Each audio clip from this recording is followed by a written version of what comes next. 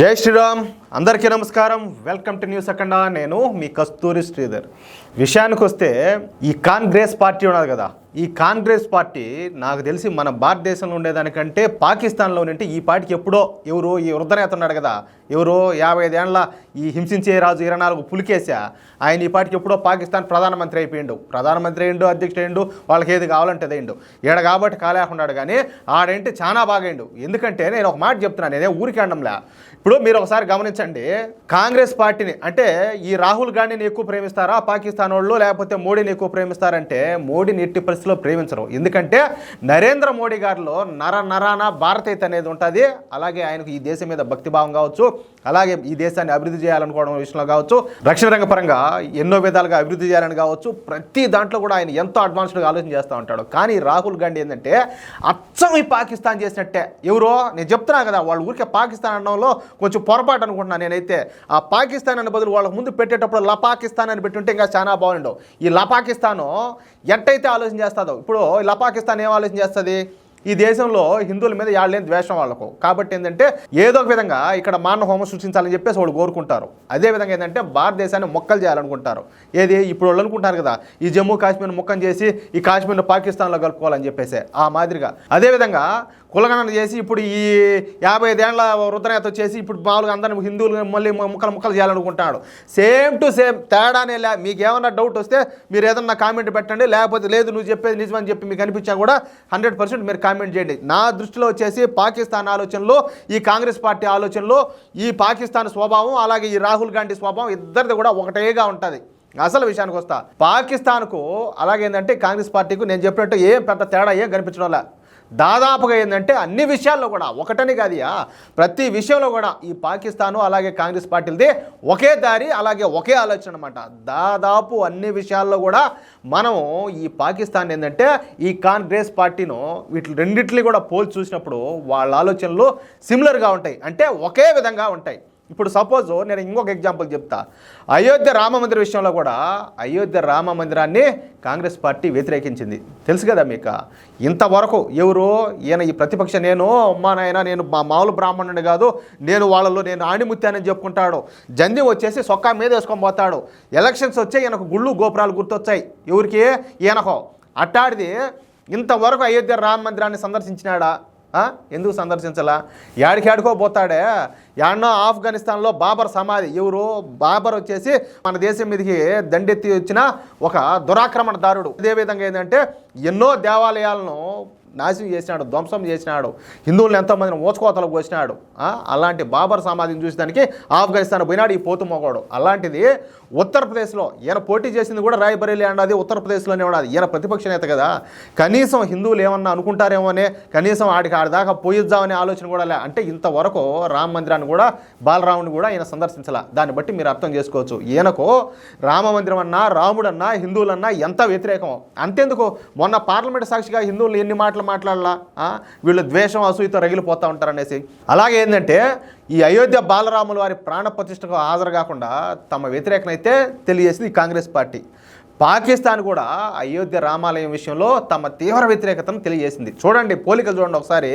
అదేవిధంగా అయోధ్య బాలరాముని ప్రాణప్రతిష్ఠ రోజు పాకిస్తాన్ ఏంటంటే గోల చేసింది. అయితే ప్రస్తుతం జమ్మూ కాశ్మీర్లో ఎలక్షన్స్ జరుగుతున్నాయి. మొదటి విడత పోలింగ్ నిన్ననే అయిపోయింది, ఇంకా 2 విడతల పోలింగ్ జరగాల్సి ఉన్నది. అయితే జమ్మూ కాశ్మీర్ ఎన్నికల్లో ఈ రాహుల్ గాంధీ మాట్లాడుతా తాము ఎన్నికల్లో విజయం సాధిస్తే మళ్ళా ఆర్టికల్ 370 పునరుద్ధరిస్తామని చెప్పేసి, అలాగే కాశ్మీర్కు అంతకు ముందులాగానే ప్రత్యేక ప్రతిపత్తి కల్పిస్తామని చెప్పేసి ఈ రాహుల్ గాంధీ కాంగ్రెస్ పార్టీలో తమ మేనిఫెస్టోలో అయితే పేర్కొన్నాయి. చూడండి, ఆర్టికల్ 370 అంటే తెలుసా మీకు? అంటే ఆర్టికల్ 370 అంటే ఏంటంటే సింపుల్గానే చెప్తా, జమ్మూ కాశ్మీర్ మీద అంటే భారతీయుల కంటే ఎక్కువ హక్కులు ఎవరికి ఉంటాయంటే పాకిస్తాన్ వాళ్ళకు ఉంటాయి. ఇక్కడ ఉండేవాళ్ళు ఎవరు కూడా జమ్మూ కాశ్మీర్ అమ్మాయిలను పెళ్లి చేసుకోలేరు, సెంటు భూమి కూడా కొనలేరు, వ్యాపారం ఏమి చేయలేరు. కానీ పాకిస్తాన్ వాడు వచ్చి జమ్మూ కాశ్మీర్ అమ్మాయిని పెళ్లి చేసుకోవచ్చు, వాళ్ళతో సంసారాలు చేయొచ్చు, ఇంటల్లులాగా వస్తా పోతా ఉండొచ్చు, తద్వారా ఏంటంటే తీవ్రవాదాన్ని పెంచి పోషించవచ్చు, ఏమైనా చేయొచ్చు. అలాంటి ఆర్టికల్ 370నే వీళ్ళ తాతగారైనటువంటి సుఖరోగి ఎవరో చీచి నెహ్రూ తీసుకొచ్చినాడు. ఏది ఒక దరిద్రాన్ని కాశ్మీర్ నెత్తిన పెట్టినాడు. నేను ఇంతకుముందు కూడా చెప్పిన, 20 స్విట్జర్లాండ్తో సమానం జమ్మూ కాశ్మీరు, అంత సుందరమైన ప్రాంతము. అలాంటి దాన్ని తీవ్రవాదానికి దానికి ఏమి కేంద్ర బిందువు చేశారు వీళ్ళు, ఈ కాంగ్రెస్ పార్టీ, ఈ చీచి నెహ్రూ వీళ్ళంతా కలిసి. ఇప్పుడు దరిద్రం పోయిందిరా స్వామి అనుకుంటే ఇదే ఆర్టికల్ 370 మూలంగా అసలు కాశ్మీర్లో ఉన్నటువంటి కాశ్మీరీ పండిట్లు హిందువులు ఎంత నరకయాతనకు గురైనారో, ఎన్ని దాడులకు అట్రాసిటీలకు గురైనారో మనకు తెలియదు కాదు. అలాంటి ఆర్టికల్ 370ని మళ్ళీ అక్కడ ఏర్పాటు చేస్తామని చెప్తున్నాడు ఎవరు, ఈ రాహుల్ గాంధీ. ఇంకొక విషయం వచ్చేసి అక్కడ వచ్చేసి ఎస్సీలకు, ఎస్టీలకు, బీసీలకు రిజర్వేషన్లు ఇవ్వమని చెప్పి మాట్లాడుతున్నాడు. ఇక్కడ వస్తేనేమో ఏది మిగతా రాష్ట్రాల్లో కావచ్చు, లేకపోతే సౌత్ ఇండియాకి వస్తేనేమో ఇదే బీసీలు కావచ్చు, ఎస్సీల మీద కావచ్చు, ఎస్టీల మీద కావచ్చు, వాళ్ళ మీద వాళ్ళైన ప్రేమ ఒలగబోస్తాడు. మరి కాశ్మీర్లోకి వెళ్తే కానీ వీళ్ళకే ఇదే ఎస్సీ, ఎస్టీ, బీసీలకు వచ్చేసి వాళ్లకు రిజర్వేషన్లు ఏమో తొలగిస్తామని చెప్పి మాట్లాడతాడు. ఈ 2 నాలుకల ధోరణి సమంజసమేనా? ఈ దేశ ప్రతిపక్ష నాయకుడికి కావాల్సిన అర్హత అదేనా? ఇలాంటి వాళ్ళని ఏం చేయాలో ఒకసారి మీరు ఆలోచించుకోండి.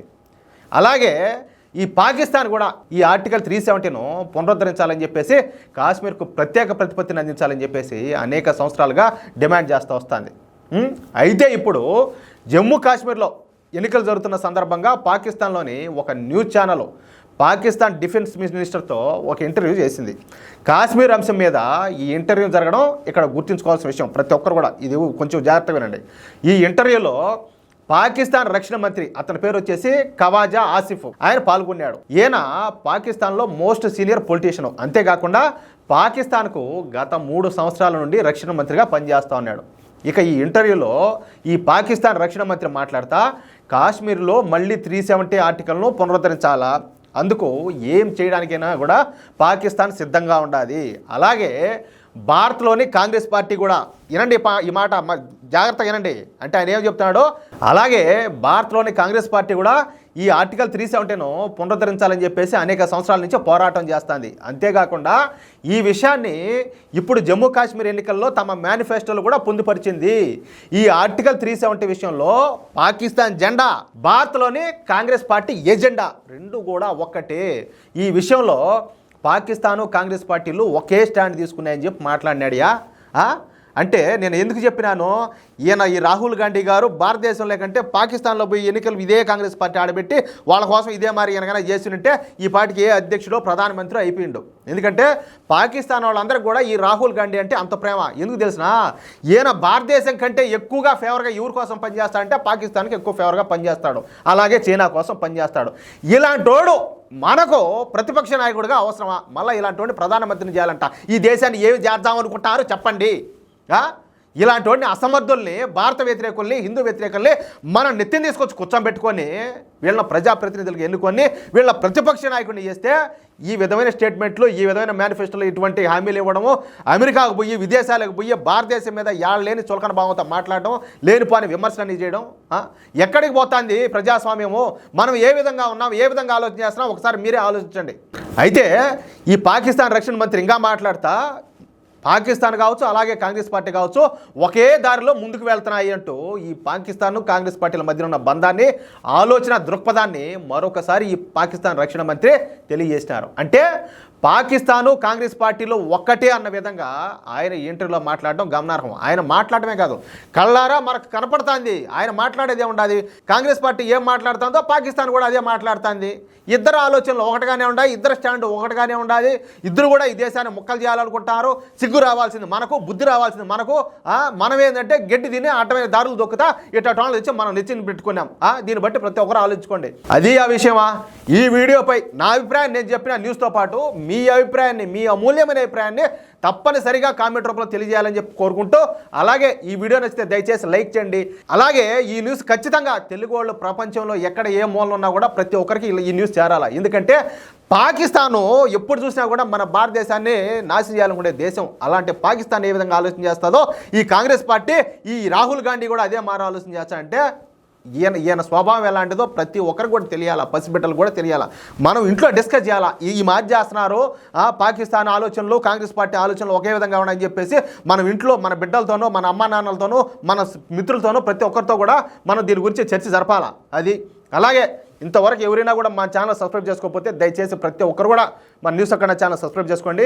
ప్లీజ్ సపోర్ట్ చేయండి. మీరు ఎంత సపోర్ట్ చేస్తే మేమంత బలంగా మళ్ళీ మీ ముందుకు వస్తాం. జై శ్రీరామ్.